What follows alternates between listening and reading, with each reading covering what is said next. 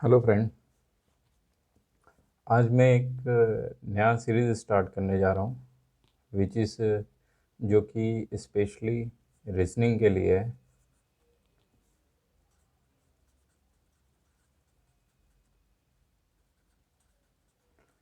ऐसे तो रीजनिंग बहुत ही लॉजिकल सब्जेक्ट है, लेकिन मैं कोशिश करूँगा कि आपको बहुत ही इजी और बहुत ही सिंपल कॉन्सेप्ट से आपको क्लियर कर सकूँ।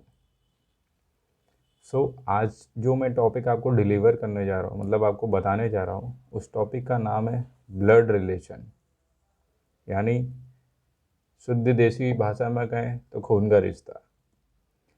आज तक आपने अगर ब्लड रिलेशन पढ़ा है तो अच्छी बात है, और अगर आपको दिक्कत आता है तो मैं आपको ये श्योरिटी दे रहा हूँ कि जिस तरीके से मैं आपको बता रहा हूँ उसके बाद आपको ब्लड रिलेशन शायद ही दिक्कत करे।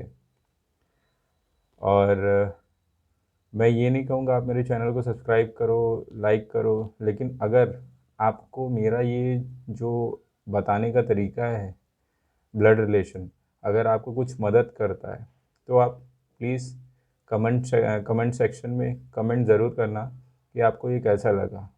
ठीक है, क्योंकि अगर मेरे बताए जाने तरीके से किसी की कॉन्सेप्ट क्लियर हो जाती है या किसी को मदद मिल जाता है तो ये मेरे लिए बहुत अच्छी बात होगी। स्टार्ट करते हैं ब्लड रिलेशन।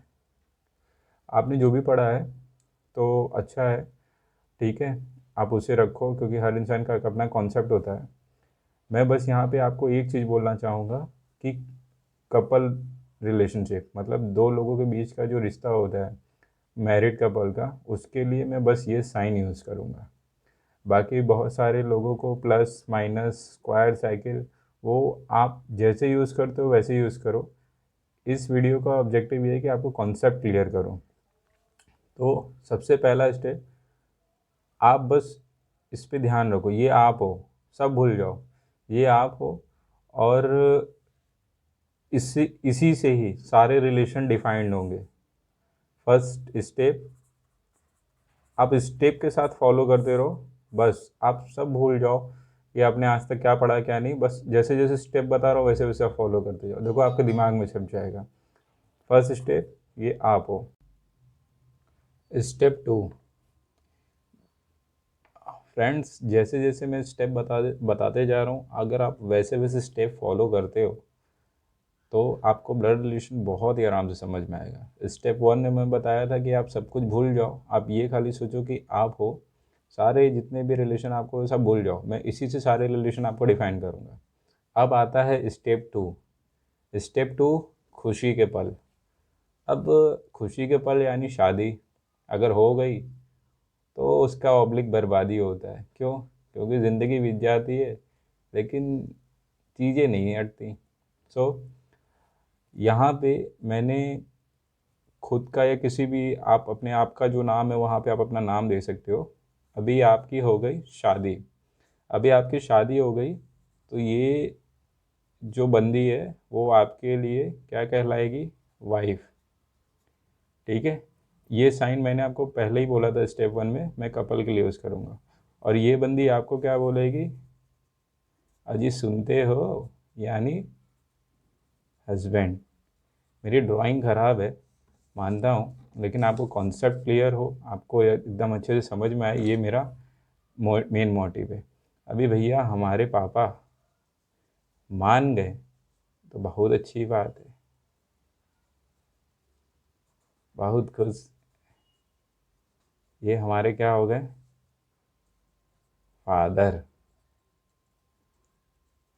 अब भैया हमारे, जाहिर सी बात है, पहले बताया था आपको, हमारी मम्मी यानी आपकी, जो भी ये वीडियो देख रहा है उनकी।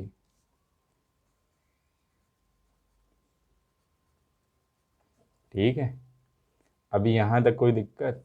कोई नहीं दिक्कत। देखो हमने ज़्यादा आपको कुछ नहीं बताया। स्टेप वन में आप अकेले थे, स्टेप टू में आपकी शादी हो गई, इन्होंने बोला अजी सुनते हो, आपने बोला अजी सुनती हो, आपके हो गए पापा और आपके हो गए मम्मी। ठीक है, बढ़िया है। आइए स्टेप थ्री में चलते हैं। सो फ्रेंड, आई होप आपको दोनों स्टेप क्लियर होंगे। अब हम बात करते हैं तीसरे स्टेप की। पहले स्टेप में आप अकेले थे, जो भी ये वीडियो देख रहा है, और दूसरे स्टेप में आपकी शादी हो गई थी। स्टेप नंबर 3 यानी डबल खुशी का वक्त। डबल खुशी का वक्त मतलब या तो बेटी या तो बेटा, दोनों एक समान है। तो अभी आपकी शादी हो गई। सपोज दैट आफ्टर कुछ सालों बाद आपको क्या हुआ, बेटा या बेटी। तो स्टेप 3 में आपको बेटा हो गया और एक बेटी हो गई। बिल्कुल ही सिंपल लैंग्वेज में मैं आपको बताने की कोशिश कर रहा हूँ। फिर से एक बार रिवीजन भी कर दे रहा हूँ। स्टेप 1 में आप अकेले थे, स्टेप 2 में आपकी शादी हो गई, ये आपके फादर हो गए, ये आपके मदर हो गए, और स्टेप 3 में आपको सन और डॉटर यानी बेटी और एक बेटा हो गया। अभी यहाँ से आपको पता है कि अगर आप इसको बोलोगे तो क्या बोलोगे, सन बोलोगे, और हिंदी में बेटा बोलोगे। और अगर आप इसको बोलोगे तो क्या बोलोगे, डॉटर बोलोगे।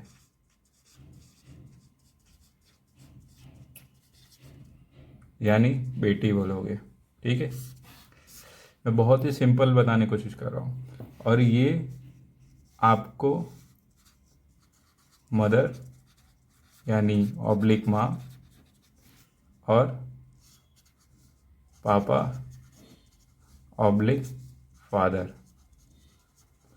तो अभी तक यहाँ पे आपको कोई दिक्कत नहीं हुई होगी। स्टेप 3 में थोड़ा सा आपको थोड़ा सा हट करना चाहूँगा।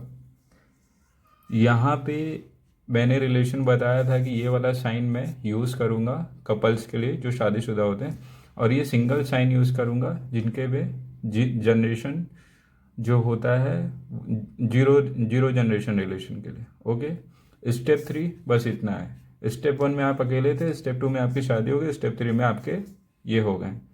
सो अब बात करते हैं स्टेप 4।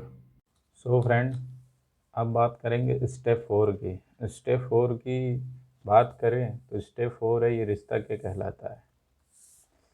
तो स्टेप में रिवीजन भी करता जाऊंगा ताकि आपको रिमाइंड होता चले। स्टेप 1 में आप क्या थे, अकेले थे। स्टेप 2 में क्या हुआ था, आपकी शादी हो गई थी। और स्टेप 3 में क्या हुआ था, आपको खुशी के पल आ गए थे, यानी डबल खुशी के पल। अभी ये रिश्ता क्या कहलाता है, यहाँ तक तो आप समझ चुके हो। मैंने यहाँ तक आप समझ चुके हो, मैंने जो ऐड किया इधर और इधर ऐड किया है। तो देखो क्या होता है, ये मेरे फादर है, यानी ये जो वीडियो देख रहा होगा मी, जिसको कुछ नहीं मालूम है स्टेप 1 से, मी, मेरी शादी हो गई। ठीक है, अभी मेरे फादर, मेरी मम्मी, अभी मेरे फादर की बहन यानी पापा सिस्टर, मेरे पापा के भाई यानी पापा ब्रदर, सेम एज इधर भी मेरी मम्मी के भी मम्मी सिस्टर और मम्मी ब्रदर। अभी इसको आम भाषा में बोलते हैं हिंदी में चाचा, सॉरी चाचा, और इसको आप बोल सकते हो बुआ। तो अभी कैसा है कि यहाँ तक आपको चीज़ें समझ में आ रही होंगी।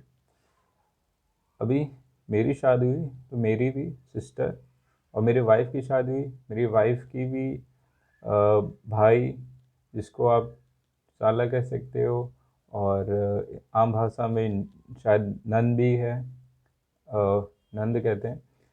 अभी यहाँ तक में आपको कोई प्रॉब्लम नहीं हो रही होगी। ठीक है, अभी हम ये बात करते हैं, थोड़ा सा बढ़ाऊंगा स्टेप 4 को, कि सपोज दैट कि आपके पापा के सिस्टर को लड़का है और लड़की है, तो आप इनको क्या कहते हो, कजिन। ओके, कजिन, चचेरे। ठीक है, और अगर इनके हैं। ओके, इतना समझ में आ गया आपको। आई होप अभी तक आपको कोई दिक्कत नहीं होगी। और अगर आपको इनके, आपके वाइफ के ब्रदर को बुलाना है वाइफ के ब्रदर, तो वो हो जाएगा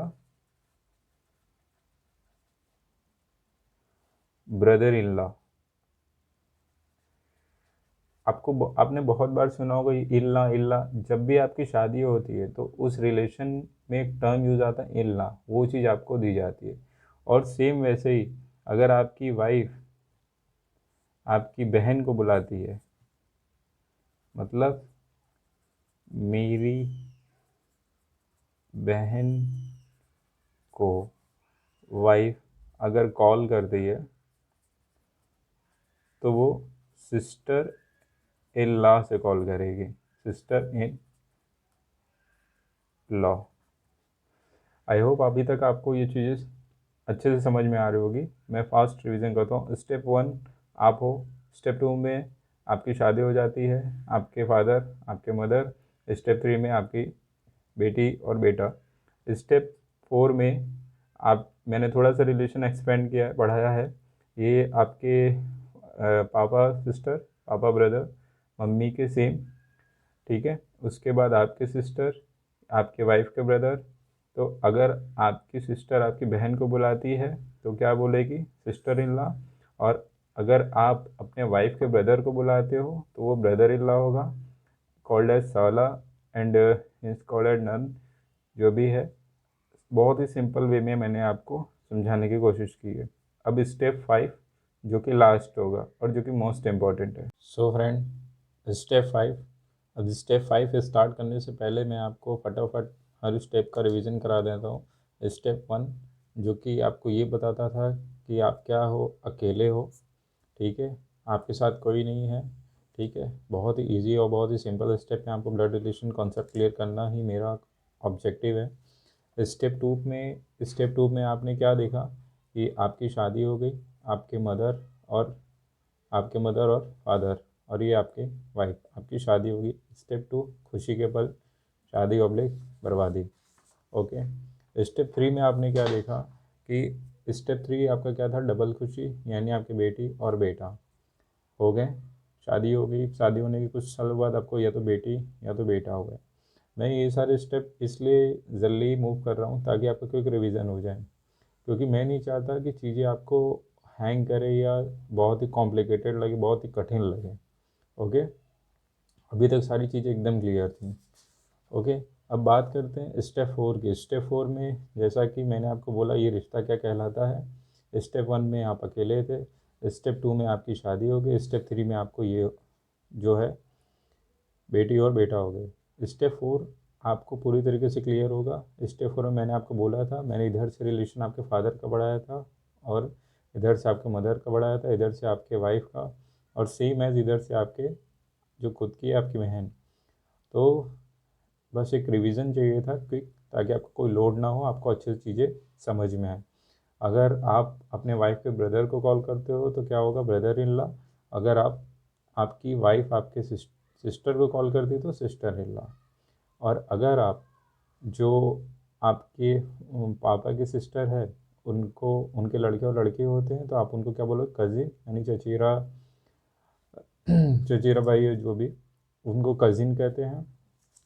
स्टेप 5 मैं आपको बताना चाहूँगा। स्टेप 5 पहले आप देख लो। स्टेप 4 पूरा ही सेम है, पूरा सेम है, बस इसमें एक चीज़ स्टेप 5 में ऐड की गई है, वो ये है स्टेप 5 में कि आपकी बहन को लड़की या फिर लड़का, अगर लड़का होता है तो उसे इंग्लिश में भांजा या इंग्लिश में नेफ्यू कहते हैं, और लड़की होती तो उसे नीस या तो हिंदी में भांजी कहते हैं, ठीक है। आप कॉल करोगे इसे, ठीक है, आप बुलाओगे। अब लड़के को भांजा या इंग्लिश में नेफ्यू बुक्स में दिया रहता है, और लड़की अगर होती है तो उसे भांजी और नीस बुलाओगे, ठीक है। आपके फादर आपके सन को ग्रैंडसन बोलेंगे, बेटी को ग्रैंड डॉटर बोलेंगे। ओके। स्टेप 4 में मैंने आपको बता ही दिया था sister in law brother in law क्यों यूज़ होता है।